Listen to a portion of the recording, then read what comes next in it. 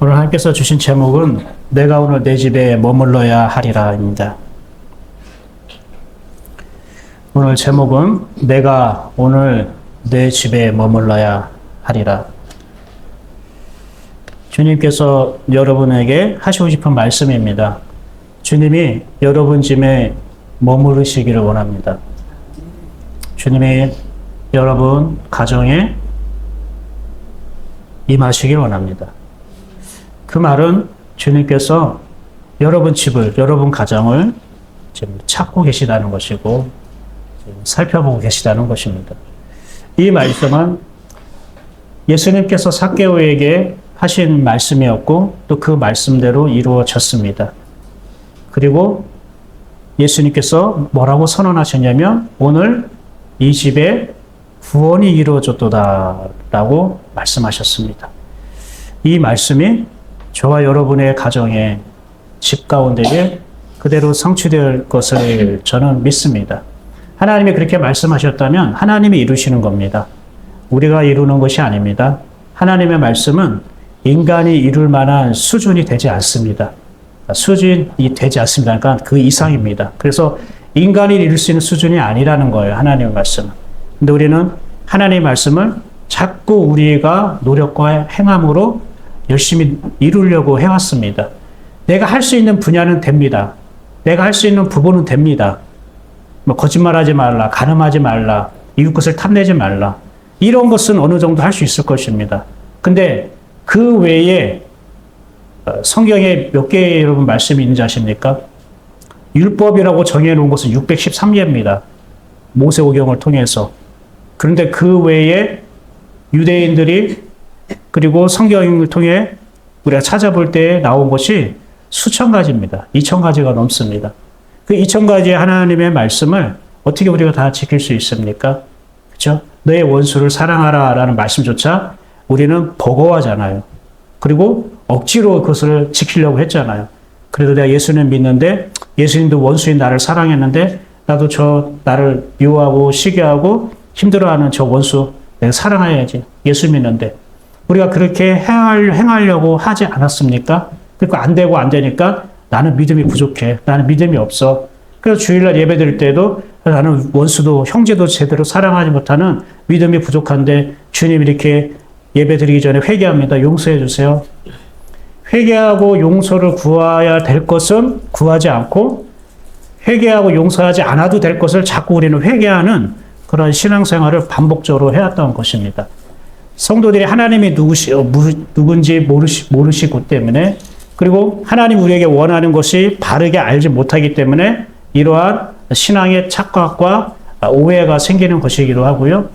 하나님을 믿는다는 게 무엇인가 바른 방향과 목적을 알게 되면 그 신앙의 내용, 하나님을 믿는 내용도 바뀌어지는 것인데 하나님을 믿는 목적과 방법이 우리는 예전부터 갖고 왔던 거를 가려고 하니까 여전히 신앙의 내용과 그 모습도 안 바뀌는 것입니다. 여러분이 내 신앙이 좀 새로워졌으면 좋겠다 이렇게 생각되어진다면 다시 한번 내가 하나님을 믿는 목적과 그 방향, 그 하나님을 믿는 방법을 다시 한번 살펴보시길 바랍니다. 그것만 새로 조정이 되어도 내 신앙의 내용과 모습들은 상당 부분 바뀌어질 것입니다. 요지는 하나님의 말씀은 하나님께서 이루시는데 하나님 단독적으로 자기의 말씀을 이루시기보다는 말씀을 들은 자를 통해 하나님이 이루신다는 것입니다. 그럼 목사님 질문이 있습니다. 결국 그러면 나보고 이루라는 거 아닙니까? 그게 아니라는 겁니다. 내가 이루는 것 같지만 나 자신은 아는 겁니다. 내가 이 말씀을 이뤄서 뭔가 하나님께 인정받으려고 천국의 상급을 쌓으려고 이 말씀을 지키고 순종하는 것이 아니라 주님이 내게 오셨고 이 말씀을 주셨는데 이 말씀이 내 안에 머물러 있다 보니까 이 말씀으로 내가 이상하게 걸어가게 되더라. 살아가게 되더라. 이것이 자연스럽게 우리에게 이루어지는 현상이라는 것입니다. 그래서 원래는 하나님을 믿는다는 것, 신앙생활을 한다는 것은 그분에 의해서 이루어지고 되어지는 것이기 때문에 우리가 굉장히 자유와 평강과 기쁨과 감사를 누리면서 교회 생활을 할 수 있는 것입니다. 근데 여러분, 지난 교회 생활을 해왔을 때에 물론 여기서 오셔서 포함돼서도 과연 그 감사와 기쁨과 그 기쁨을 누릴 수 있는 그분에 의해서 이루어지고 되어지는 그 교회 생활, 신앙 생활을 해왔는지, 아니면 지금도 내가 무언가를 인정받고 얻기 하기 위해서 이걸 안 하면 하나님이 날 지켜주고 돌봐주고 함께하지 않을 것 같은 두려움 때문에 하는 것은 아닌지 한번 생각해 보셨으면 좋겠습니다. 저는 다른 건 몰라도 이걸 하나만큼은 저를 만난 성도들에게, 사람들에게 남겼으면 좋겠다는 소원이 있습니다. 나는 이제 하나님을 믿음으로 그분에 의해서 되어지는 삶을 살게 되었어. 나는 이제 하나님에 의해 되어지는 인생, 나와 관계된 것들, 자녀뿐만 아니라 경제 문제뿐만 아니라 부부 관계도 그렇고 내 앞에 노후도 그렇고 그분에 의해서, 내게 오신 그분에 의해서 되어지는 것들을 나는 누리는 삶으로 변화되었어. 그거 하나만 여러분이 고백할 수 있다면 저는 흡족합니다. 저는 만족합니다. 그래서 저 또한 그것을 누리고 있고 그것을 경험하고 있기 때문에 그것을 누리고 경험하는 사람이 선포하는 것도 똑같이 하나님께서 그렇게 되게 하시겠다는 약속임을 저는 믿습니다. 그러니까 옆 사람과 인사합시다. 하나님에 의해서 되어지는 겁니다. 인사합시다. 하나님에 의해서. 그러니까 여러분은 잘 뭐만 하면 됩니까? 듣기만 하면 됩니다. 듣기만 하면 되는 겁니다. 돌아오는 겨울 사경회 때도 듣기만 하십시오. 듣기만 해도 여러분 안에 마음이 촉촉해지고 말랑말랑해지는 그분에서 되어지는 그런 음성을 듣게 될 것입니다. 오늘 이야기가 누구에 대한 이야기입니까? 삭개오라는 얘기가 있죠. 삭개오에 대한 이야기는 굉장히 많이 알 거예요. 키도 작고 부자고 세리장인데 예수님을 보려고 하는데 막 키 큰 사람들이 다 키 큰 사람이 아니죠. 자기만 작은 거죠. 사람들이 막 가려져 있어서 예수님 얼굴을 볼 수 없으니까 막 올라가가지고 뽕나무에 올라가가지고 예수님 나 있어요. 그러니까 예수님이 야 위험해 내려와 빨리 내가 오늘 네 집에 들어갈게 내려와. 그래서 그 집에 들어갔는데 하나님의 구원이 이루어져서 삭개오가 감동받아가지고 내가 뭐 빼앗은 게 있으면 4배로 갚겠습니다. 저의 재산의 절반을 이웃에게 막 나눠주겠습니다. 이렇게 우리가 들었지 않았습니까? 보통 우리가 이 얘기를 들으면은 주님을 만나면은 이웃을 어때요? 섬기게 되고 베풀게 되고 사랑을 하게 되고 자기 것을 나눠주게 됩니다. 이렇게 세리장 같은 경우는 그 당시에 굉장히 사람들이 싫어했던 직업이었고 안 좋아했던 사람인데 그런 사람도 예수님이 용서해주고 받아주고 구원받을 수 있습니다. 라고 우리가 많이 들었습니다. 맞아요. 그 이야기는 그 이야기의 내용과 스토리는 틀리지 않아요. 맞아요. 그런데 조금 더 우리는 그거 좀 더 발전되어서 좀 더 그 속에 담겨져 있는 그동안 우리가 보여져 있던 그 이야기를 들었다면 그 보여져 있는 이야기 속에 보이지 않는 하나님의 메시지, 하나님의 소리는 무엇인가 이제 다시 한번 들었으면 좋겠습니다. 자, 우리 1절 다시 한번 읽어볼까요? 자, 시작. 예수께서 여리고로 들어가 나가시더라. 예수님이 어디로 들어가셨다고요? 여리고로 들어갔다는 거예요. 원어에는 여리고 안으로 들어갔다는 뜻이에요. 그리고 나가시더라는 거예요. 들어가 나가신다는 게 이게 그런 거잖아요. 통과한다는 의미잖아요. 그런데 이 나가시더라가 통과하다라는 있지만 이 통과하는 게 그냥 쑥 관통해서 그냥 지나쳐가는 게 아니라 통과한다는 건 이런 것도 있어요. 검토하다는 의미가 있어요. 통과하다는 것은 검토한다는 뜻도 있다는 거예요. 여러분, 추울 때에 필리핀, 그죠? 괌, 하와이, 여행 가고 싶지 않습니까? 갈 때 어디를 통과해야 됩니까? 자전거 타고 가야 됩니까? 막 헤엄쳐서 가야 돼요? 비행기를 타고 가야겠죠? 비행기 탈 때 가장 먼저 중요한 곳을 통과해야 되지만 비행기를 탈 수 있습니다. 어디죠? 보안 검색대죠. 우리 가면은 이렇게 팔 벌리세요 하고 띠 하기도 하고 가방 같은 거 다 수집품을 어디에 넣어놔요?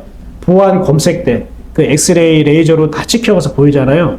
그게 쭉 지나가는데 그냥 지나가는 거예요? 아니면은 그 보안원이 그것을 검토하는 겁니까? 가방에 있는 소지품이 이런 것들 다 레이저로 엑스레이 찍어서 검토하죠. 검색하죠. 근데 그것도 통과한다고 하잖아요. 저 보안 검색대를 통과해야 됩니다. 지나가야 됩니다. 바로 이게 그런 뜻이에요. 나가신다는 말이 뭔가를 검색하고 검토한다는 뜻이에요. 그러니까 여리고아에 들어가서 예수님이 일일이 지금 무언가를 검색하고 있는, 이 사람 가방에 뭐 마약 있나? 이 사람이 기내에 들어갈 어떤 소지품, 위험한 물건 혹시 갖고 있는 거 아니야? 보안 검색대 요원이 일일이 세밀하게 그를 찾고 발견하는 눈빛을 보는 것처럼 예수님의 눈빛이 그 여리고성 안에 들어가서 무언가를 검색하고 찾으려고 돌아다니셨다. 여행하다라는 뜻이에요. 나가셨다. 여행하고 계시다라는 뜻이에요. 여러분 여행할 때 대충 하는 게 아니라 여기가 유명했던 그 성이야? 여기 있던 그 절벽이야? 여기가 유명한 그 해변 비치야? 이런 거 보면서 감탄하고 이 눈으로 담잖아요. 예수님의 마음이 바로 그렇다는 것입니다. 자, 이해되셨습니까? 여기까지? 그러면 왜 여리고성에 그리고 삭개오라는 이름을 가진 그 사람이 성경에 이렇게 오늘날 우리에게 보여지고 있는가 한번 봅시다. 여리고라는 말은 원래 한글로 번역할 때 여리고지 원래 어떤 이름이라고 했죠? 까먹으셨죠? 감사합니다. 예리호입니다. 원래는 원어 발음은 예리호예요. 예리호. 근데 이 예리호는 무슨 뜻이냐면요. 향기 나다라는 뜻이에요. 냄새 나다, 향기 나다라고 말하는 거예요. 우리가 밑에 음식 냄새가 막 나면은 그걸 뭐라고 하냐면은 향기가 나네, 예리호네 이렇게 사용할 수 있다라는 거죠. 그러니까 향기 나는 곳이죠. 여리고라는 도시 마을은 향기가 나는 곳, 냄새가 나는 곳이에요. 근데 냄새가 나는 곳도 좀 이상하니까 향기 나는 곳으로 부릅시다. 향기가 나는 곳. 그런데 이 향기 난다라는 이 예료와 똑같은 단어가 하나 더 있어요. 구약 성경에. 그런데 그 단어의 뜻은 무엇이냐면 놀랍게도 영입니다. 영. 따라해볼까요? 영. 영이 우리는 루아흐라고 하거든요. 히브리어로 루아흐. 그 루아흐라는 영이라는 단어가 바로 이 예리호라는 단어와 일맥상통합니다. 그러니까 똑같은 단어가 하나는 향기나다, 냄새나다라는 뜻으로 쓰이고 있고 또 하나는 어떤 의미로 쓰이겠다고요? 영, 하나님의 영, 인간의 영, 영이신 하나님, 그리고 성령님 할 때 영과 똑같이 쓰이고 있더라는 사실입니다. 그러니까 여리고라는 지역은 어떤 향기를 내고 있다는 거죠? 하나님의 영이 퍼져나가는 곳이라는 거예요.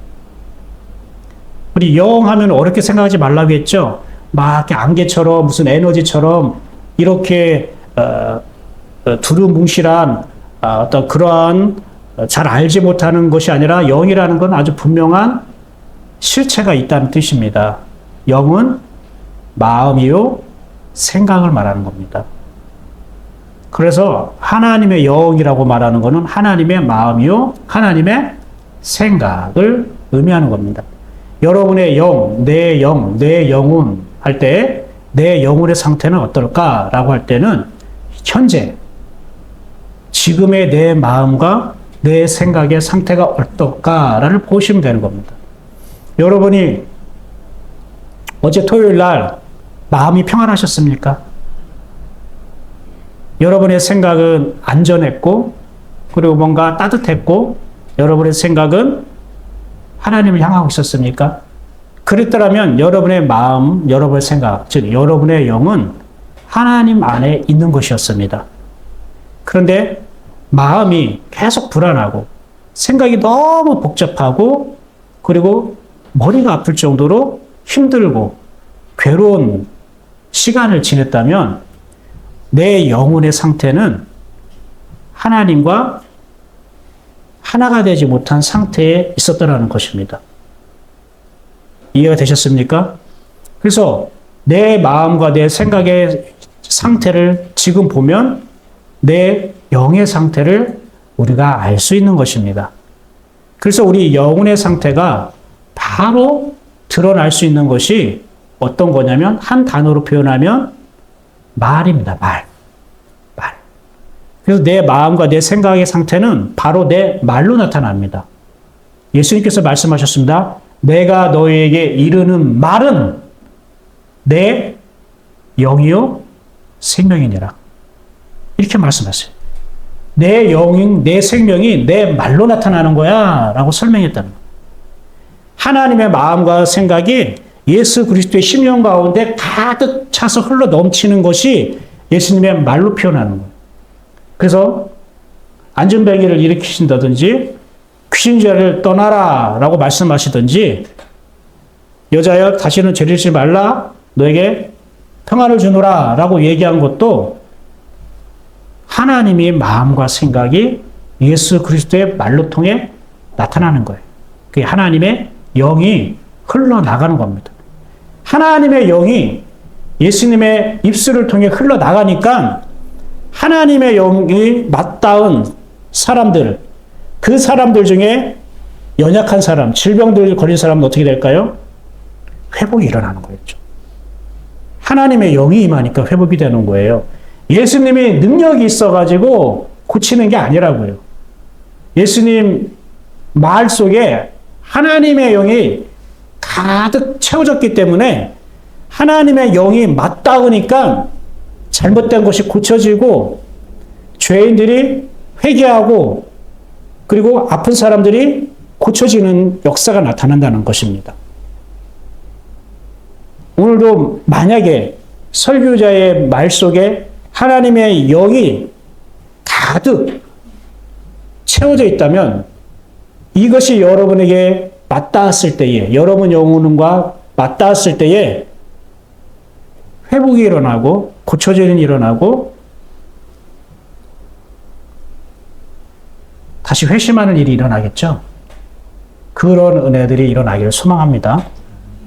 여리고로 들어갔다는 것은 하나님의 향기, 하나님의 영이 흘러 넘쳐서 퍼져야 되는데 그 하나님의 향기를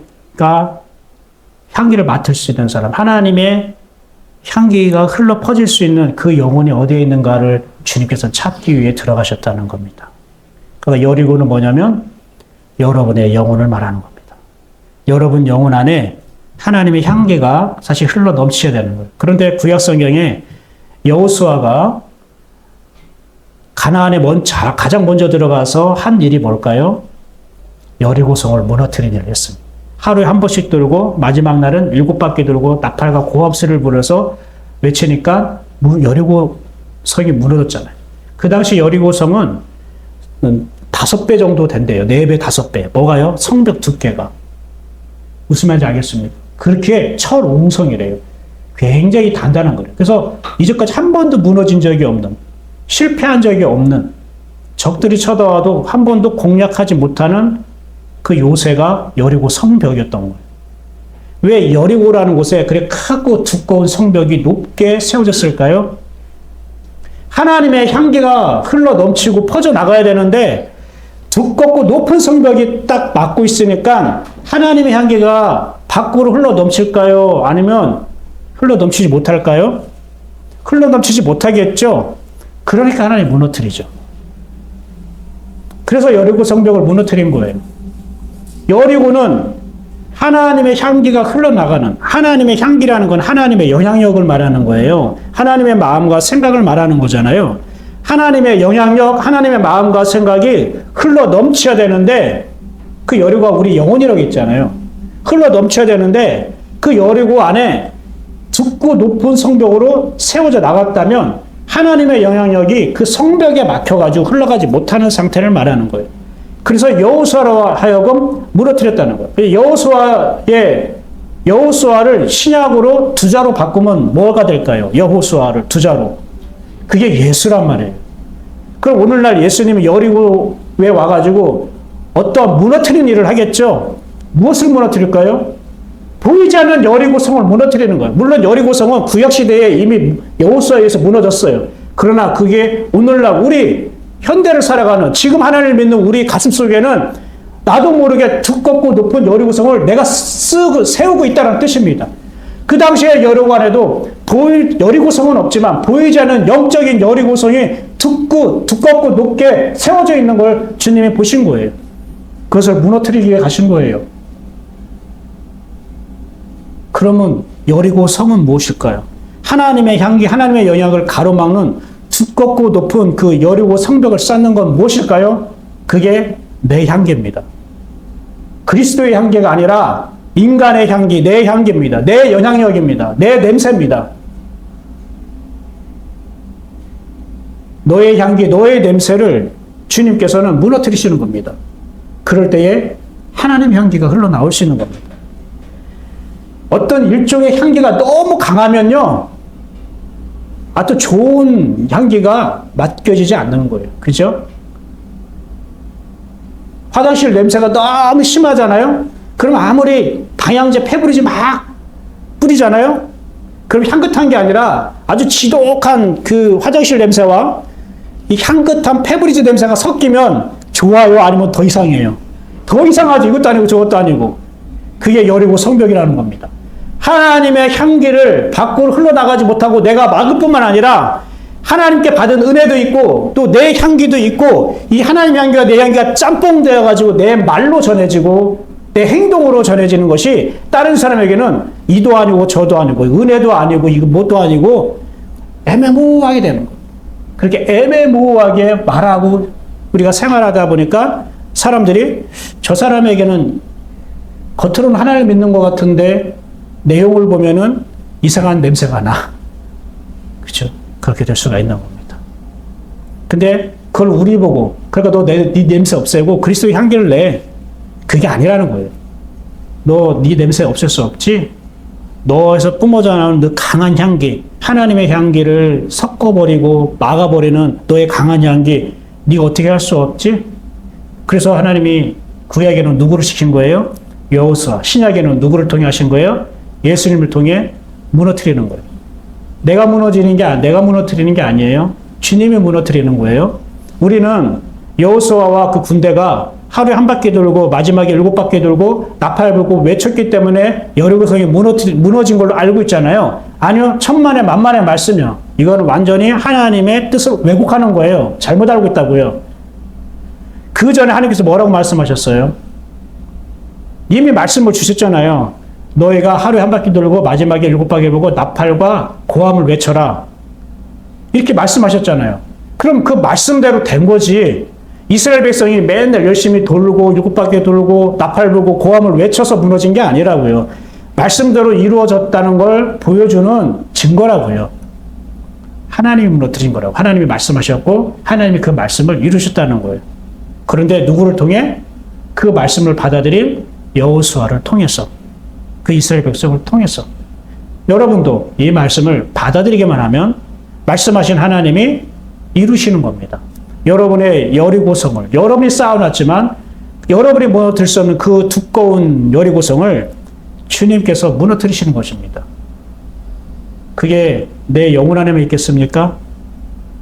가정 안에도 내 두꺼운 여리고 성벽을 내가 쌓을 수도 있잖아요. 그 서로가 이거 잘 무너뜨려. 당신 이것 좀 무너뜨려. 너도 이것 좀 무너뜨려. 그렇게까지 막 치고받고 싸우고 막 힘들어하는 거 아니겠습니까? 여러분이 쌓았지만 하나님께서는 결코 네가 했으니까 네가 쌓았으니까 네가 치워. 이게 아니라고요. 하나님께서 그거를 이루시겠다는 말씀입니다. 약속입니다. 그래서 성경은 약속입니다. 아까 수천 가지 하나님의 말씀과 계명이 있다고 했죠? 근데 그거는 오직 한 가지를 말씀합니다. 뭔지 알아요? 나 하나님이 되게 하겠다는 뜻입니다. 몇천 가지 약속의 말씀이 있지만 그걸 너희 보고 열심히 지키고 이루어내라고 주신 게 아니라 나 하나님이 이룰 것이다라는 거예요. 그래서 모든 몇천 가지 하나님의 말씀, 약속의 말씀은요, 한 가지를 주는 거예요. 나 하나님이 너를 만나면 나 여호와 하나님이, 구원의 하나님이 네 안에 들어가면, 성경의 수천 가지의 말씀들이 네 안에 들어가신, 임하신 하나님께서 이루시는 거야. 이게 하나님의 약속이에요. 그래서 구약, 신약이 되는 거예요. 그 하나님을 여러분 누리고 싶지 않습니까? 이루게 하시는 하나님을 경험하고 싶지 않습니까? 자, 이 여리고에 들어갔다는 의미가 바로 이런 거예요. 거기에 한 사람이 소개되고 있습니다. 2절입니다. 한번 읽어볼까요? 시작. 삭개오라. 누구를 소개하고 있습니까? 삭개오라고 이름하는 자가 있어요. 근데 이 삭개오라는 사람이 세리장이고 부자래요. 세리 중에 우두머리의 장이라는 거예요. 세리 중에 우두머리고 장이라고 하니까 진짜 이 당시 일반적으로 생각했을 때 세리는요, 매국노다. 같은 동족의 피를 빨아먹는 매국노고 배신자다. 옛날 우리 순사, 일제시대 순사 중에 한국 동포 순사가 있었죠. 그런 사람이 일부 사람보다 더 어떻게 해요? 악독하다고 했죠. 더 앞잡이가 돼가지고 더 잘 보이려고. 오히려 일본 경찰보다 한국 순사가 더 악한 일을 했다고 얘기를 많이 하더라고요. 그것처럼 매국노고 그리고 배신자라고 말하는 거는 이 당시 이 사람들이 로마나 아니면 성전이라던가 성전세를 낸다던가 여러 가지 세금을 내야 되는데 이 중간에 그것을 관리하고 징수하는 요원이 세리예요. 근데 이들이 그대로 하는 게 아니라 자기가 이걸 가지고 이득을 취하는 거예요. 그러니까 2배, 3배, 4배 불려가지고 동족의 세금을 징수하는 거예요. 그러니까 얼마나 같은 동족이, 민족이 봤을 때 얼마나 꼴보기 싫고 얼마나 정말 매국노 같고 정말 배신자 같은 사람일 수 있겠습니까? 다른 사람은 가난하고 세금을 내는데 허덕이고 있는데 자기는 그걸 통해서 이익을 취하면서 큰 부자가 되고 살고 있으니 얼마나 믿겠어요. 근데 이건 우리가 보이는 삭개오에 대한 정보고요. 세리라는 의미는 영적으로 어떤 의미가 있냐면요. 하나님의 온전하심을 구한다라는 의미가 있어요. 세리라는 뜻이 원어에 들어가서 살펴보면 하나님의 목적, 하나님의 이루심, 하나님의 완성, 하나님의 결론을 구하고 찾는다라는 의미가 세리라는 의미가 들어있어요. 새로운 이야기로 듣지요? 그렇죠? 여러분, 예수님의 제자 중에 세리가 있었죠? 그 세리의 이름이 누굴까요? 마태요. 마태. 근데 그 마태가 어느 족속인지 아십니까? 레위인이에요, 레위인. 레위인 지파 마태. 세리라고 했어요. 그래서 그 자기 책상 옆에서 열심히 자기 역할을, 직업을 대해서 최선을 다하고 있는데 예수님이 보고 나서 너 나를 따라와라 했더니 그것을 벗어나서 예수님을 따라가게 돼요. 자, 오늘도 누구를 만나셨어요? 세리장 삭개오를 만나요. 그리고 그를 만나주시고 이 집에 구원이 이르렀다라고 말씀하셔요. 왜 예수님은 그렇게 사람들이 싫어하고 미워하고 혐오스러워하는 세리라는 직업을 가진 사람들을 왜 자기 제자로 부르시고 구원의 은혜를 베풀었을까요? 일반 사람들에 대한 배려가 없는 거 아닙니까? 그런 사람들에게는 구원과 사랑의 손길을 내밀지 않고 사람들이 미워하고 저주하고 증오하는 왜 세리들을 당신의 제자로 부르시고 하나님의 구원의 은혜를 베푸셨냐고요. 이해가 안 되잖아요. 보이는 이야기로만 들으면 안 되는 거예요. 예전에는 삭개오가 동족의 등을 등쳐먹고 자기만 배부르고 이 못된 사람도 예수님 마음 변해된다. 맞는 얘기예요. 예수님 만나는데 안 변할 사람이 어디 있어요? 그렇지 않아요? 법 없이 살 사람도 예수님 만나면 회심하고 변화되고 이렇게 악독 같은 그런 악덕 업주도 예수님을 만나면 회심하고 변화되는 게 맞죠. 예수님을 만나면 다 회심하고 변화가 일어나는 거 다 맞는 거예요. 근데 이 삭개오, 세리장, 이 부자라는 이 단어에 갇혀서 삭개오를 너무나 우리가 나쁘게만 자꾸 평가하고 생각했다는 거예요. 그것을 말하고 있지는 않아요, 성경은. 예수님이 왜 여리고에 와가지고 하나님의 향기를 낼 수 있는, 하나님의 향기가 품어낼 수 있는 사람을 찾는데 왜 동족의 배신자고 원수 같은 삭개오를 하나님의 향기라고 선택하셔가지고 인정하셔서 왜 그의 집에 들어갔냐고요. 말이 안 되죠. 우리는 납득할 수가 없는 거죠. 다시 한번 말할게요. 세리라는 의미는 뭐라고요? 하나님의 목적, 하나님의 이루심, 하나님의 결론을 구하고 기다리는 자를 말하는 거예요. 이해되십니까?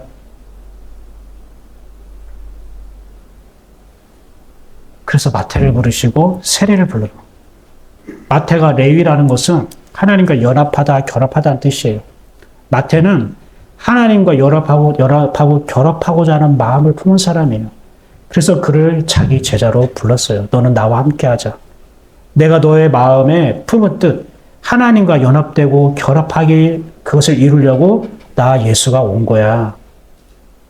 나와 함께 하면 네 마음의 소원인 하나님과 연합되는 마음이 이루어질 거야. 그게 바로 세리라는 단어 속에 두어진 영적인 의미입니다. 그런데 우리는 너무나 한쪽으로 치우쳐진 걸 배운 거예요. 나쁜 놈, 매국노, 이런 사람도 예수님 만나면 변화돼. 이거 틀렸다고 했어요? 안 틀렸다고 했어요? 이건 안 틀린 얘기예요. 맞는 얘기인데, 그러나 보이는 이야기 속에 보이지 않는 하나님이 담아두신 뜻, 메시지가 있다는 거예요. 그 안 보이는 것을 우리가 듣고 그것이 내 안에 들어오면 보이는 이야기를 들었을 때에 변화되어지고 달라지는 것과 그 차이가 너무 큽니다. 내 영혼이 발동을 한다고요. 이 보이지 않는 메시지에 막 발동을 한다고요. 내 영혼이 기뻐한다고요. 나도 모르게 달라진다고요.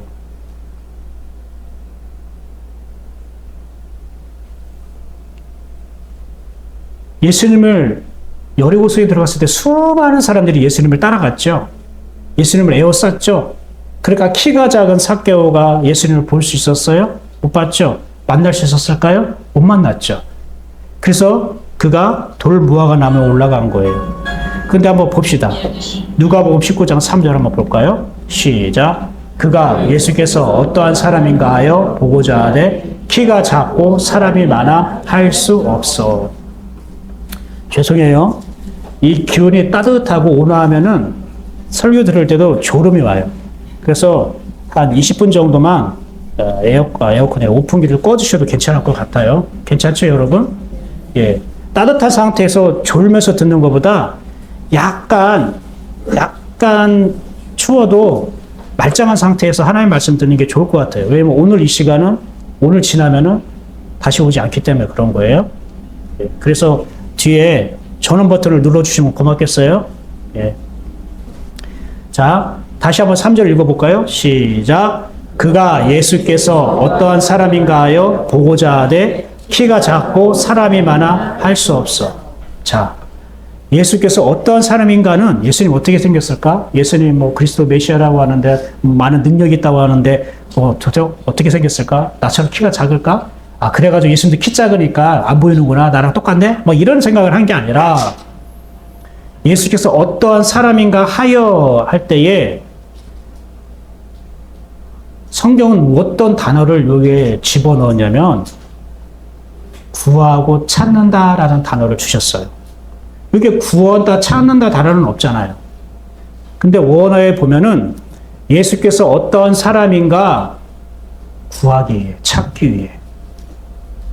이 구하다 찾는다는 말은 어떤 거와 같냐면은 문을 두드려라. 그러면 열릴 것이다. 찾으라. 찾아낼 것이요. 구하라. 얻을 것이요. 두드리라. 열릴 것이다. 할 때에 쓰였던 말이에요. 이거는 무엇을 구하고 찾으란 말이냐면은 성령, 하나님의 영에 대한 것을 구하고 찾을 때를 말하는 거예요. 하나님의 생명이요. 하나님의 진리요. 하나님을 만나는 거예요. 그걸 구하고 찾을 때 쓰는 표현이 어떠한 사람인가 하여라는 단어에 두셨어요. 그러니까 삭개오는 어떤 마음이 있었던 사람이에요? 그리스도, 구약부터 약속했던 하나님의 영, 그분으로 완전히 채워진 그 그리스도, 그리스도를 만나면 내 영혼의 갈급함과 메마름이 해결되고, 그리스도를 만나면은 내 안에 천국이 이루어지고, 그리스도를 만나면 내 안에 모든 삶의 문제와 어려운 것들이 그분에 의해서 그분의 뜻대로 이루어진다고 하는 하나님의 약속에 바탕을 둔 자신의 그 영적 소망, 그것을 찾기 위해 예수님이 자기 마을로 들어오셨는데, 그래서 그분을 보러 간 거예요. 이해가 됐습니까? 그냥 예수님이 어떤 사람이지, 이런 저런 사람인데 어떻게 생겼나 보자. 우리가 배우 봤을 때, 저 사람 연예인이야? 저렇게 잘생겼구나, 저렇게 예쁘구나. 그냥 구경사 와서, 우리 어때 뭐 인상축제하고, 무슨 은흥정이 축제하고 그럴 때 막 인기 가수들 오잖아요. 그죠? 트로트도 부르고, 아이돌도 와서 춤도 추고 막 하잖아요. 그럼 어떻게 해요, 여러분? 막 몰려서 보잖아요. 뿌리공원에서 효문화 축제할 때에 막 가가지고 뭐 사람들 인사하고 연예인들 보고 가수들 보고 막 하잖아요. 그렇게 보러 간 게 아니라는 거예요. 자기 영혼의 문제가 해결받기 위해서, 자기 삶의 문제를 해결받기 위해서 오직 예수라는 사람을 만나야 되는데, 그 사람이 어떠하신가 를 내가 구하고 찾았다는 거예요. 그래서 보세요. 우리가 알고 있듯이 삭개오가 동족의 등을 쳐먹고 매국노고 배신자고 자기 배만 불리우는 사람이라면 예수님께 관심을 가질 수 있을까요?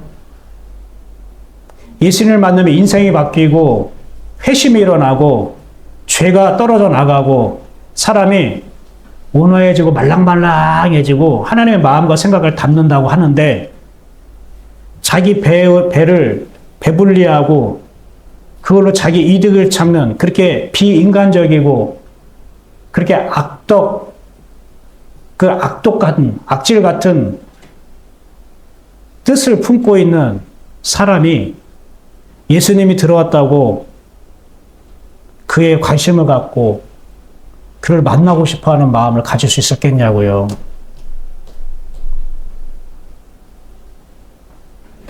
아니잖아요. 그런 사람은 예수님께 관심 없어요. 열심히 세금을 많이 걷어서 계속 자기 배를 불리고 채워나가면 되거든요. 그런데 예수님을 만난다는 거는 이전까지 자기가 수고하고 노력하고 쌓은 것들이 예수님을 만나면 이것이 한순간에 사라질 수 있다는 것을 아는 사람이란 말이에요. 그렇잖아요. 여러분이 예수님을 만나면, 복음이 들어오면, 내가 이제까지 노력하고 쌓아놓은 이것들이 나를 위한, 내 배만 채우려고 했구나. 하나님이 원하신 일에, 하나님 뜻 가운데 내가 이거를 드리질 못했구나. 하나님이 내 것을 하나님이 사용하시도록 하지 못했구나. 내가 나를 위해서, 내 배를 만족하기 위해서 하나님을 믿었구나. 근데 진짜 참된 복음이 들어오면 이게 바뀌잖아요.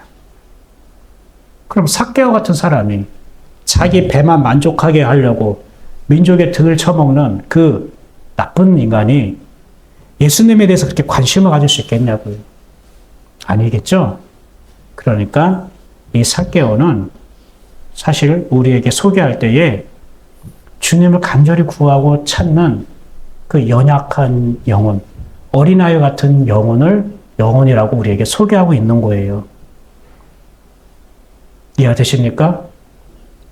조금 더 시각을 좀 바뀌셨으면 좋겠어요. 근데 그가 보고자에서 갔지만 예수님을 만날 수 없었어요. 볼 수 없었어요. 왜요? 키가 작아. 그리고 사람이 많아서. 할 수가 없다는 거는 예수님을 간절히 만나고 싶은데 만날 수 없더라는 거예요. 그럼 이건 뭘까요? 키가 작고 사람이 많다는 건 뭘까요? 키가 작다는 것은 인간적인 핸디캡을 말할 수 있잖아요. 그래서 성경은 그 인간적인 핸디캡을 여기서 보여주는 게 아니고요. 키가 작다는 거는 영혼이 작다는 걸 말합니다. 따라해볼까요? 키가 작다는 것은 영적으로 자라지 않았다는 뜻입니다.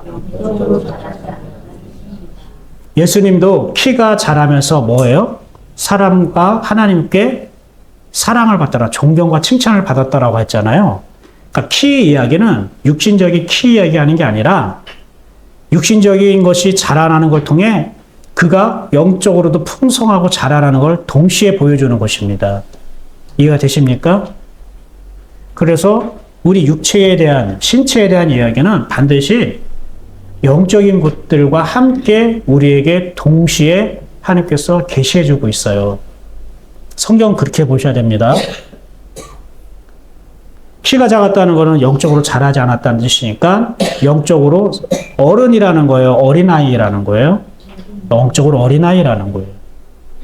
영적으로 자라지 않은 사람은요, 주변 환경 때문에 주님을 보지 못한다는 뜻입니다. 영적으로 어린아이 사람은 사람들이 너무 많아서 내가 주님을 만날 수 없어. 주님의 음성을 들을 수 없어. 이런 뜻이에요. 그게 키가 작고 사람이 많아 할 수 없다고 말씀하시는 거예요. 이게 영적인 어린 사람의 특성입니다. 영적으로 어린 사람은 자꾸 주변의 사람 때문에, 주변의 환경 때문에 내가 은혜를 받지 못해. 이렇게 얘기해. 아유, 저 사람 때문에 내가 은혜를 못 받아. 아유, 저 사람이 저렇게 막 낮아가지고 은혜 받은 것도 다 빼앗기겠네. 하나님의 음성을 들을 수가 있어야지. 주변에, 여러분 주변에 많은 사람들이 있죠? 가족은 제쳐두고 나서라도 여러분 주변에 여러 가지 사람들이 있을 거예요. 그런 사람들이 나와 다 맞는 게 아니에요. 다를 수 있어요. 근데 영적으로 어린 사람은 그런 주변의 여러 사람들로 인해서 마음이 불편해. 평안이 깨지고 하나님의 은혜도 자꾸 빼앗기고 영적으로 어린아이이기 때문에. 영적으로 어린아이라는 것은 은혜를 지킬 수 있고 감당할 만한 능력이 없다는 뜻이에요. 스스로. 어린아이가 아무리 돈을 많이 들어있는 지갑을 갖고 있는들 그걸 지킬 수 있을까요? 성인이 와가지고 뺏어가면 뺏기죠. 근데 성인은 다르죠. 함부로 빼앗기지 않죠. 여러분 어떠세요? 여러분이 주변의 사람 때문에, 누구누구 때문에 하나님의 음성을 듣지 못하던가, 하나님의 향기를 내가 퍼뜨리지 못한다던가, 하나님의 은혜를 자꾸 빼앗긴다고, 손해본다고 한다면 여러분은 아직 누구와 같다는 거예요? 삭개오와 같이 영적 어린아이의 형편이라는 것을 깨달아야 됩니다. 그게 키가 작다는 말로 지금 하나님 우리에게 주시는 메시지예요. 키가 작은 사람 안심했죠? 아유, 나 얘기하는 거는 저도 키가 작거든요. 170이 안 돼요. 그걸 말하는 게 아닙니다. 반면 영적으로 건강한 사람, 영적으로 성숙한 사람은 주변의 사람이나 환경 때문에 주님을 바라보는데 방해받을까요? 안 받을까요? 안 받아요. 오히려 그 속에서 주님을 찾게 되고 만나게 돼요. 아무리 주변 환경과 사람이 난리를 치더라도 하나님의 음성을 듣는 데에 문제가 없어요. 저에게 한 가지 이 은혜를 주신 거는, 저는 우스갯소리로 시장 한바닥에 있어도 석열책만 피면은 묵상을 할 수 있다고 했어요? 안 했다고 했어요? 할 수 있다고 했죠? 그렇게 딱 작동이 돼요. 내 영혼이. 그렇게 반응이 돼요. 물론 조용한 곳이 더 좋죠. 도서관처럼 조용한 곳이 좋은데, 카페에 가더라도 막 시끄럽고 막 울리는 카페가 있고, 그리고 조용한 카페가 있잖아요. 그러나 어디를 가든지 하나님의 말씀을 묵상하겠다고 피면은 주변 사람이 시끄러우던가 사람이 왔다 갔다 하는 게 방해가 안 돼요. 그냥 하나님의 말씀만 보여요. 네. 차 안에든 여행지든 어디든 간에 그게 돼요. 모든 별이 다 그렇다는 게 아니에요. 하나님 앞에 서서 묵상할 때에 그 묵상 가운데 하나님의 음성과 은혜를 받는데 저는 방해되는 게 없다고요. 그것만큼은 키가 컸나 봐요. 근데 관계에 있어서 연약한 게 많아요. 키가 작은 게 많아요. 사랑하는 여러분 어떻습니까? 하나님은 키가 작은 여러분을 키를 높여주시길 원하십니다. 아멘? 네. 그럼 나 오늘 자고 일어나면 이제 190 되는 거야? 한번 내일 봅시다. 영적으로 건강하고 성숙한 사람은요, 사람 때문에 하나님 음성을 듣지 못한다던가, 주변의 환경 때문에, 조건 때문에 하나님의 은혜를 빼앗기거나 그리하지 않는다는 것입니다. 영적 어린아이에서 영적으로 장성한 분량으로 이르러가는 우리 예인교회 성도들에게를 축복합니다. 그럼 사개오는 뭘까? 예수님이 걸 만나고 싶어하는 열정과 사모함이 가득한 사람으로 생각할 수 있고, 그것은 뭐냐면은 신앙의 열심과 뜨거움이 있는 사람이라는 거예요. 그런데 단점이 뭐냐면 영적으로 뭐라고요? 어린아이라는 거예요. 여러분, 어린아이가 열정 있고 뜨거우면 이거 위험해요. 그죠? 어린아이가 부모님을 위해서 요리를 하겠다고 칼 주세요. 사시미 칼 주세요. 회 떠드릴게요. 이렇게 맡겨버리면 어떻게 될까요?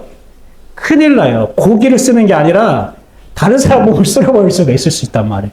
영적으로 어린아이 그런 거예요. 근데 완숙한 요리를 잘하는 저 같은 사람에게 칼을 딱 준다? 그러면 어떻게 할까요? 아주 맛있는 찌개들이 나오고 고기들이 나오고 반찬들이 나오는 겁니다. 영적으로 어린 아이는 뜨겁고 열심히 있지만 위험해요. 그 본인이 위험하기 때문에 주님이 필요하다는 걸 알아요. 그가 세리장이고 부자의 이유가 뭘까요? 그렇게 돈을 많이 벌려고 했던 이유가 뭘까요? 여러분 이걸 이제 아셨으면 좋겠어요.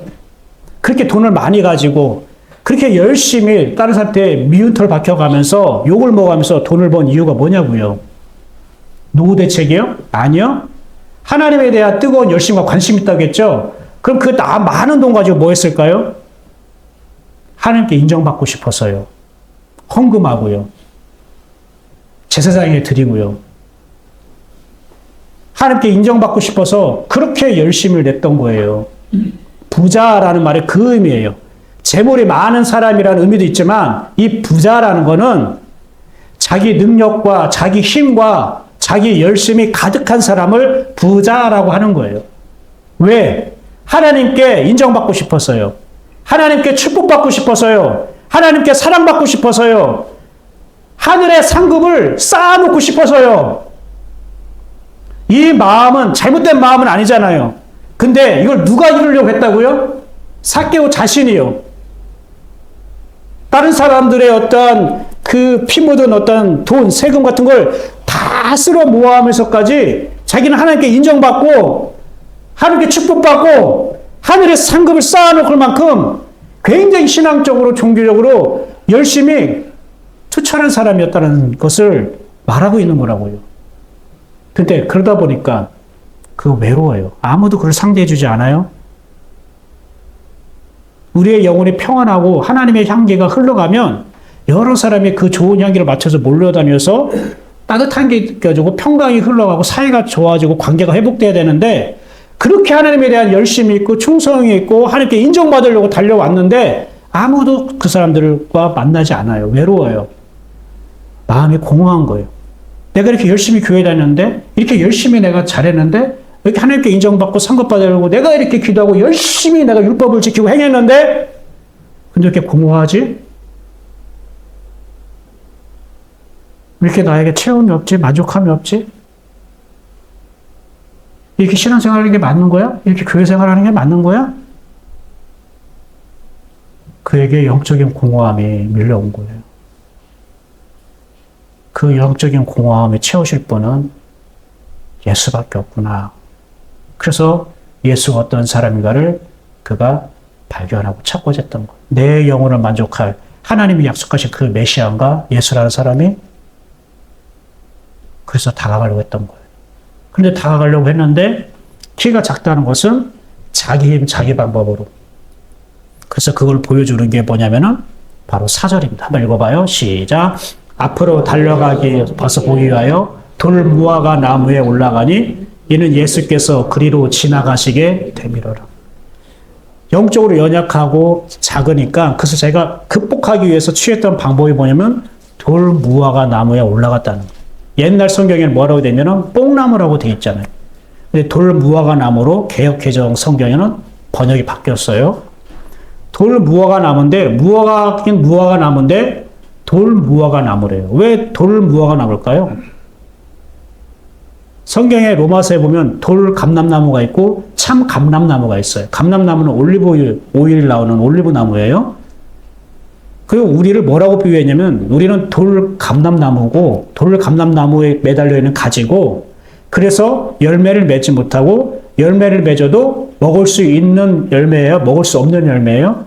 먹을 수 없는 열매라는 거예요. 돌 감람나무의 가지에서 맺혀진 열매 그렇다는 거예요. 근데 그것을 잘라내버리고 이 돌감나무 가지를 어디에 붙인다는 거예요? 주님께서 참 감람나무 나무에 접붙임한다는 거예요. 그럼 네가 예전에 돌 감람나무의 가지였지만 참 감람나무에 접붙임을 당하면 참 감람나무에 참 열매를 맺는다는 거예요. 옛날엔 네가 먹을 수 없는 열매를 맺고 살았지만 이제는 참 감람나무에 접붙임 당해서 먹을 수 있는 열매를 맺고 살았다는 걸 말하는 거예요.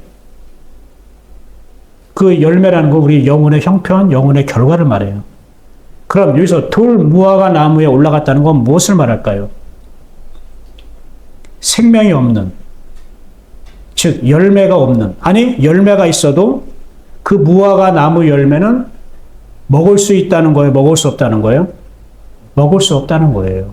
열매인데 먹을 수 없어. 그거 버려지는 거잖아요. 하나님이 뿌린 씨앗인데 그게 먹을 수 없는 열매를 내었다는 거예요. 왜? 삭개의 영혼이 연약해서, 고장나서, 영적으로 어리기 때문에. 여러분, 영적으로 어리다는 건요, 그냥 어리다, 이제 성장하면 되겠지. 말씀 듣고 먹고 자라서 성장하면 되겠지. 단순히 그런 찬으로 해석할 게 아니고요. 영적으로 어린 아이는 어떤 말의 상징이냐면요, 죄인. 죄인의 모습이 어린아이로 나타나요. 제가 유튜브에서 갈라디아 하면서 제가 설명했었는데 들으신 분은 아실 거예요. 죄와 죄인의 모습을 어린아이로 표현하고 있고요. 또 한 명 뭐라고 했죠? 주인과 종할 때 종으로 표현하고 있어요. 종도 죄인의 모습을 말하는 거예요. 또 하나, 사람인데 금수무관도 못한 사람 뭐라고 하죠? 짐승이라고 표현하잖아요. 짐승도 죄인의 모습으로 나타나요. 성경에 창세기에 우리 하나님에서 벗어난 타락한 죄인을 짐승과 종과 마지막 어린아이로 표현하고 있어요. 그러니까 어린아이라는 건 죄인이라는 뜻이에요. 죄인이니까 예수님이 죄인의 집에 들어가셨고 이 집에 무엇이 이루어졌다고 선포하셨어요? 구원. 구원은 누구에게 필요한 거예요? 의인에게 필요해요? 죄인에게 필요해요? 죄인이요. 그래서 죄인을 만나러 오신 거예요. 그런데 여기는 키가 작다, 영적으로 어린아이다라고 표현하고 있는 거예요. 예수님이 이런 어린아이를 내게로 오는 것을 방해하지 말아라, 막지 말라. 그래서 그 어린아이를 품으시고 안수하셨잖아요. 이 어린아이가 귀엽고 순진하니까 이런 아이가 예수님 보러 왔는데 방해하지만 이게 아니에요. 누구예요? 죄인이 나에게 오는 거 막지 말라는 거예요. 내가 죄인을 안아서 안수하겠다는 거예요. 하나님의 사랑으로 두르겠다는 거예요. 안수는 하나님의 사랑의 뜻이거든요. 나는 이런 죄인들을 만나러 왔는데 왜 너희는 이 죄인이 나에게 오는 걸 막고 있어?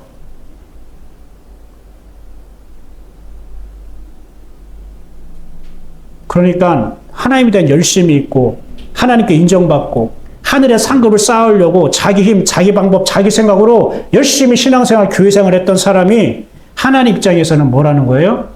죄인이라고 말씀하신 거예요.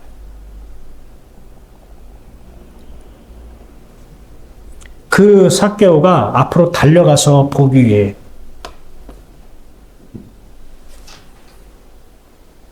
그런데 그가 돌 무화과 나무에 올라갔다는 것은 이 돌 무화과가 바로 접니다라고 하나님 앞에 고백하는 겁니다. 예수님이 볼 때 삭개오만 본 게 아니라 돌 무화과 나무 위에 올라있는 삭개오를 보잖아요. 그렇죠? 그것은 무엇을 뜻이냐면 주님, 저는 키가 작아요. 어린아이예요. 죄인이에요. 저의 신앙의 내용은 돌 무화과 나무 같아요. 열심히 하나님을 위해서 열심히 했었고 인정받고 상급을 받으려고 달려왔는데요. 열매가 없어요. 아니, 열매가 있는데요.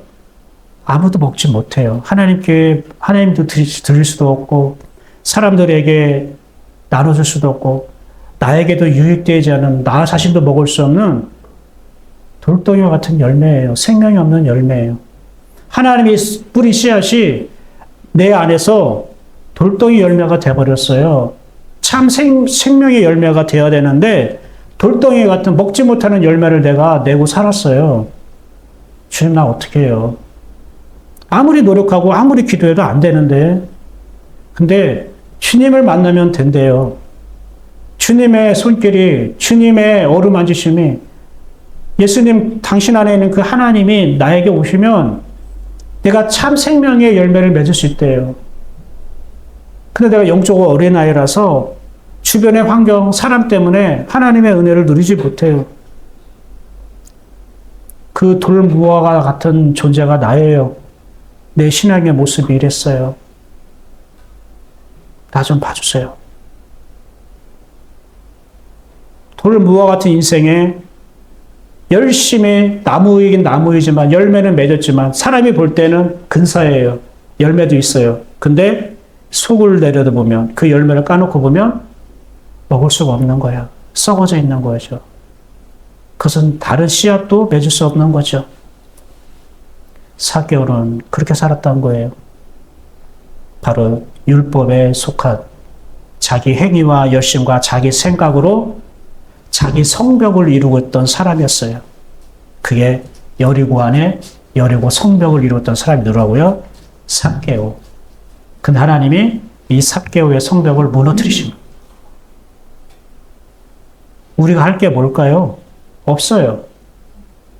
삭개오와 같이 우리도 나의 돌무화과 나무에 올라가서 주님이 나를 바라볼 수 있도록 기다리는 거예요. 보세요.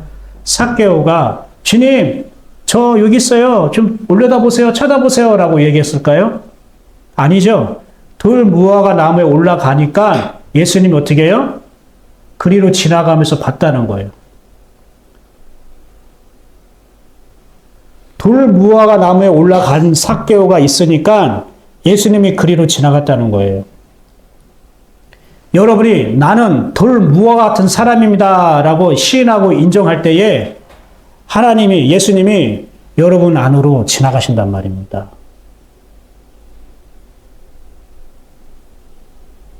그 시인과 인정, 고백이 필요하다고요. 여러분, 예수님께서 지금 여러분을 지나가실 그 길 위에 있습니까? 나는 키가 작아, 사람이 많아서 은혜를 받을 수 없어, 주님을 만날 수 없어, 이렇게 투덜대고 불평만 하다가는 예수님은 그냥 여러분을 보지 못하고 지나갈 수 있을 것입니다. 그럼에도 불구하고 내가 그 영적 어린아이도 불구하고 내가 돌나무 같은 사람입니다라고 주님 앞에 시인하고 고백하면 예수님은 나를 만나시고 내가 있는 길에 주님께서는 지나가실 것입니다. 주님께 시인하고 인정하고 고백하고 하는 게 필요하다고요.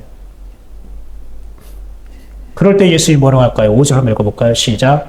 예수께서 그곳에 이르사 쳐다보시고 이르시되 삭개오야 속히 내려오라 내가 너를 내 집에 유하여 하겠다. 그곳에 이르니까 쳐다봤대요. 지금 아무도 얘기해 주지 않았어요. 누가 저기 돌무화과 나무에 올라가 있네요. 삭개오가 주님 나 좀 바라보세요 하지 않았어요. 그냥 주님이 그곳에 가까이 가시다가 그냥 보신 거예요. 여러분이 주님을 간절히 구하고 찾는 마음으로 지금 제가 돌무화과입니다. 저는 영적 어린아이입니다. 라고 시인하고 고백하면 주님이 여러분을 쳐다보신다고요. 그리고 뭐라고 얘기할까요? 삭개오야, 속히 내려오라 라고 말합니다. 그렇게 시인하는 사람은 그 돌무화과 나무에서 내려오게 하신다는 거예요. 예수님이 내려오라 얘기하니까 삭개오가 내려온 거죠. 예수님, 저를 보셨네? 제가 내려갈 테니까 우리 집에 들어와 주세요. 이렇게 했어요? 아니면 예수님이 먼저 내려와라. 내가 너희 집에 들어갈 거야. 라고 얘기했습니까? 후자죠. 우리가 할 게 뭐 있어요? 예수님 강제로 끌어들이는 것도 아니고, 나 좀 쳐다봐 주세요. 한 것도 아니고, 그냥 그분 앞에 나를 보여주는 거예요. 나 돌무화과입니다. 나 열매 맺지 못하는, 열매를 맺어도 먹을 수 없는 인생의 열매 맺는 그런 답이 없는 답답한 저입니다. 그때 주님이 말씀한다고요. 내려와. 내가 너 돌무화과 같은 인생에서 떠나게 할 거야. 이제 너는 거기서 떠날 거야. 이런 뜻이에요. 그리고 내가 너와 함께 있을 거야. 삭개오라는 뜻은 어떤 뜻이냐면 빛나다, 깨끗하다, 순결하다는 뜻을 가지고 있습니다. 원어로 자카이오스, 자카르라는 단어에서 왔는데, 자카라는 단어에서 왔는데, 그 자카라는 단어가 빛나다, 빛이 나다, 깨끗하다, 순결하다 뜻이에요. 이 영적으로 어린 나이인데, 무슨 빛이 나고 깨끗하고 순결하고 하는 겁니까? 돌무화과 나무에 올라갔잖아요. 자기를 그대로 주님 앞에 시인하고 고백했잖아요. 그게 깨끗하다 뜻이에요. 자기를 감추지 않는 것, 자기를 속이지 않는 것, 믿음 있는 척, 뭐 하는 척, 아는 척 하지 않는 것. 하나님은 순결하고 깨끗하고 빛이 나게 하시려고 하는 거예요. 삭개오를. 그래서 이 삭개오는 바로 저와 여러분의 이름입니다. 여리고에 하나님의 향기, 하나님의 영혼이 머무는 곳에 삭개오가 살고 있다는 것, 빛이 나고 깨끗하고 순결한 사람이 살고 있다는 것, 뭔가 딱 맞아떨어지지 않아요? 그렇죠? 그 여리고와 삭개오가 여러분에게 주신 이름이라고요. 여러분의 영혼이라고요. 그런데 나는 내 열심과 내 헌신과 내 것으로, 내 생각으로 하나님의 향기가, 하나님의 빛이 나지 못하도록 내 성을 두껍게 쌓아 올리고 있었더라는 거예요. 그러다 보니까 영혼이 만족하지 못하고 공허하고 외롭고 하나님과 내가 함께 먹을 수 없는 생명이 없는 열매를 맺고 살아가는 것, 그것을 내가 아니까 이것부터 내가 변화되고 싶어서, 바뀌고 싶어서, 참된 열매를 맺고 싶은 생명 있는 삶을 살고 싶어서 주님을 간절히 구하고 찾아 주님 옆에 자기를 돌무화 같아요. 난 열매 없는 나무예요. 그런 인생이에요. 라고 주님 앞에 자기를 내어드릴 때에 주님은 그를 부르셔서 내가 너 내 집에 머물러야겠다. 유한다는 것은 이게 무슨 뜻이냐면 함께 거하여 산다는 뜻이에요. 잠깐 들어갔다가 밥 얻어먹고 가신다는 게 아니라 영원토록 거하며 산다는 뜻이에요. 삭개오야, 내가 너와 영원히 함께 살 거야. 유하여야 하겠다라는 말이요. 어떤 뜻이냐면요. 반드시 뭐뭐 해야 된다. must be예요. 이거 하지 않으면 안 돼. 반드시 해야 된다. 이런 뜻이에요. 여러분, 밥을 먹지 않으면 살 수 없죠. 반드시 먹어야겠죠. 이 공기를 들이마시지 않으면 여러분 호흡하지 못하고 살지 못하겠죠. 반드시 이 여기 있는 공기를 호흡해야겠죠. 살려면. 그 필연 불가한 것들, 반드시 해야 되는 거를 말씀하시는 것. 내가 오늘 너에게, 너와 반드시 내가 너와 함께 살아야 돼. 하나님의 강한 의지, 예수님의 간절한 사모함을 내비치는 말씀이에요. 사랑하는 여러분, 이제 말씀을 정리할게요. 예수님이 이렇게 자기 집에 오시니까 보세요. 삭개오가 뭐라고 할까요? 이렇게 얘기를 해요. 18절입니다. 시작. 삭개오가 서서 주께 여짜오되 주여 보시옵소서 내 소유의 절반을 가난한 자들에게 주겠사오며 만약에 누구의 것을 빼앗은 일이 있으면 내 갑절이나 갚겠나이다. 그러니까 얘가 이제 변화되어 가지고 그동안 민족의 그 등살을 등쳐먹었는데 이것을 이제 다시 갚아주고 보상해주고 하는구나. 그래 예수를 믿으면 이렇게 착하게 변화되고 다른 사람 돕고 섬겨야지. 자기가 강제로 먹었던 거 다 토로 뱉어놓고 토해내야지. 이런 것만을 말하는 게 아니라 무엇이냐면 소유의 절반을 가난한 자에게 나눠주고, 그죠? 그리고 누군 것을 마치 빼앗은 일이 있다면 내 배나 갚다고 하잖아. 내 배나 갚겠다는 것은 사람이 할 수 없는 일이 지금 이루어지고 있다는 뜻이에요. 이거는 사람이 할 수 있는 일이 아니라는 거. 내 소유의 절반을 가난한 사람이 나눠주고, 내가 부당하게 취한 이득이 있으면 내 배로 갚겠다는 거는 인간이 내가 할 수 있는 범위를 지났다는 거예요. 내가 할 수 없는 일이 나타났다는 거예요. 즉 누가 했다는 거예요? 하나님이 하셨다는 뜻을 말하는 거예요. 내 열심과 내 노력으로 당신이 내게 오신 게 아니라 하나님이 나에게 긍휼한 마음을 베푸셔서 당신이 나를 만나주심으로 인해서 내가 당신 때문에 다시 회복이 됐다는 거를, 하나님 당신이 하셨습니다라는 거를 내 갑절이나 갚겠나이다라고 표현하는 거예요. 성경에 내 배, 내 갑절이라는 것은 인간이 한 게 아니라 하나님에 의해 되어졌다라는 의미를, 메시지를 담고 있는 거라고요. 예수님이 40일 동안 금식 기도할 때 홀로 들어가셨어요? 아니면 성령의 인도하심에 따라 들어갔어요? 성령의 인도하심에 들어갔잖아요. 사. 이스라엘 백성이 애굽에서 400일 동안 종살이 한 것이 하나님이 아브라함을 통해 이미 약속하신 것이 이루어진 거죠. 하나님에서 되어진 거잖아요. 모세가 애굽에서 40년, 미디안 광야에서 40년, 그리고 모세의 영적 지도로서 40년 동안 살았죠. 그 사가 뭐예요? 하나님에서 되어졌다는 걸 말하는 거예요. 우리 지난번에 갈대 상자가 뭐라고 했죠? 방주라고 했죠. 그 방주가 영적으로 숫자가 뭐냐면 4예요, 4. 뭐냐면은 하나님에 의해서 되어진다는 걸 말하는 거예요. 구원이라는 거는. 삭개오가 예수님 오셔가지고 재산을 절반 나눠줬다는 건 사실 다 나눠줬다는 뜻이에요. 성경의 절반은 전부란 뜻이에요.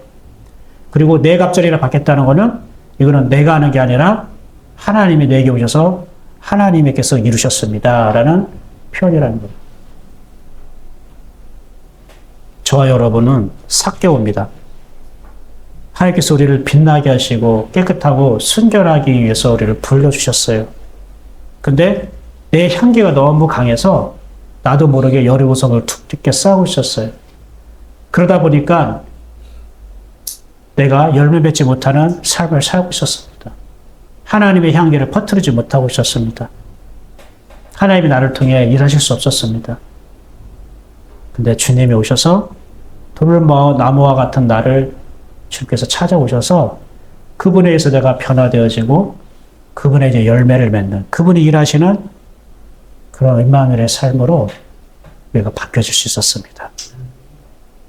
그래서 주님이 여러분에게 말씀하십니다. 내가 오늘이라는 건 지금이에요. 내가 지금 내 집에 머물러야 하겠다. 여러분의 영혼의 집, 여러분 가정의 집, 그곳에 여러분께서 반드시 거하야겠다고 말씀하신 그 주님의 소원이 오늘 말씀을 들은 삭개와 같은 저와 여러분에게 그대로 이루어지기를 간절히 축원합니다. 기도하겠습니다.